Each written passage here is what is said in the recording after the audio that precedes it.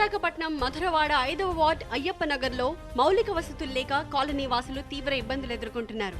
20 సంవత్సరాలుగా ఇక్కడ నివాసం ఉంటున్నామని, కానీ ఇప్పటికీ కాలనీలో సరైన రోడ్లు, డ్రైనేజ్, మంచినీటి వసతి లేదని ఆరోపించారు.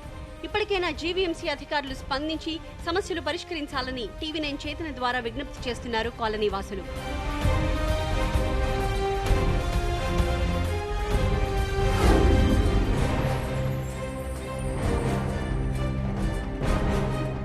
విజయవాడ గొల్లపూడి గ్రామ పంచాయతీ పరిధిలో కరకట్టపై రోడ్డు అధ్వానంగా మారింది. గుంతలమయంగా ఉన్న రహదారిపై వెళ్లాలంటేనే భయపడుతున్నారు జనం. దీనికి తోడు కాలనీలో పందులు స్వైర విహారం చేస్తున్నాయి.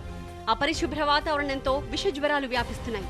స్వచ్ఛ భారత్ అంటూ ప్రభుత్వాలు ప్రకటనలు చేస్తున్నా తమ ఊరి పరిస్థితి మారలేదని ఆవేదన వ్యక్తం చేశారు గొల్లపూడి వాసులు.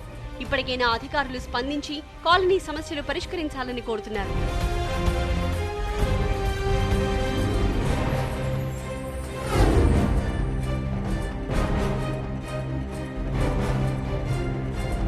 విశాఖపట్నం భీమిలి మండలం నగరపాలెం పంచాయతీ చేపల తిమ్మాపురంలో తాము ఉన్న చోటే తమకు నివాసాలు నిర్మించాలని డిమాండ్ చేశారు స్థానికులు. 26 ఏళ్లుగా నివాసం ఉంటున్న తమకు ఎలాంటి నోటీసులు ఇవ్వకుండా అకస్మాత్తుగా ఇళ్లను తొలగిస్తున్నారని ఆగ్రహం వ్యక్తం చేశారు. పక్కా ఇళ్ల హామీ ఇచ్చిన నేతలు, రెవెన్యూ అధికారులు ఇప్పటికైనా స్పందించి ఇచ్చిన హామీలను నెరవేర్చాలని డిమాండ్ చేశారు.